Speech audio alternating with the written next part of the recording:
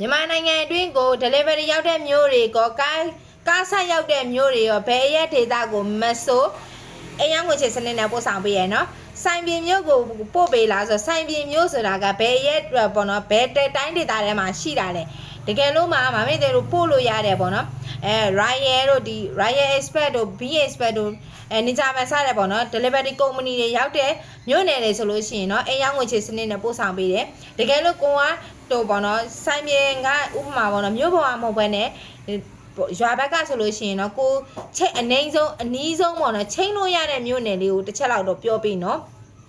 အဲ့ဒါမှမမေ့တယ်တို့ကအိမ်ရောက်ငွေချေစနစ်နဲ့ပို့ဆောင်ပေးရမှာအဲ့လိုမဟုတ်လို့ကားဂိတ်တင်ပေးဆိုလို့ရှိရင်တော့ငွေကြိုလွှဲဖို့လိုအပ်တယ်ငွေကြိုလွှဲဖို့ဆိုတာကတော့ဟိုကားဂိတ်မဖြစ်မနေတင်ပေးရတဲ့မြို့နယ်တွေမှာတော့ငွေကြိုလွှဲတာငွေကြိုလွှဲခိုင်းတာပေါ့နော်အဓိကကိုကဘယ်ပစ္စည်းလိုချင်တာလဲဘယ်ထုတ်ကုန်ကိုလိုချင်တာလဲဘလို့လိုချင်တာလဲဘာအတွက်လိုသုံးချင်တာလဲဆိုတာအသေးစိတ်သိချင်မေးချင်တယ်ဆိုလို့ရှိရင်မမေ့တဲ့ရဲ့ဘာဖုန်းနံပါတ်3998969664မှာအသေးစိတ်လာပြီးတော့မေးလို့ရတယ်လို့ဒီ TikTok CV တို့မဟုတ်ချက်ပေါက်တို့မဟုတ်ပေါ့နော် comment မှာလည်းမေးသွားလို့ရတယ်ဟာတော့ဟာ ဈေးရောက်တာကိုအားပေးထောက်ခံနေရတယ်လေ အေးပါအေးအဲ့တော့ကျတော့ဆိုင်မြင်ရဘယ်တိုင်းဒေတာထဲမှာရှိရလဲဆိုတာလည်းအသေးစိတ်လာပြီးတော့မေးခဲ့ရေးခဲ့ပြီးကမှ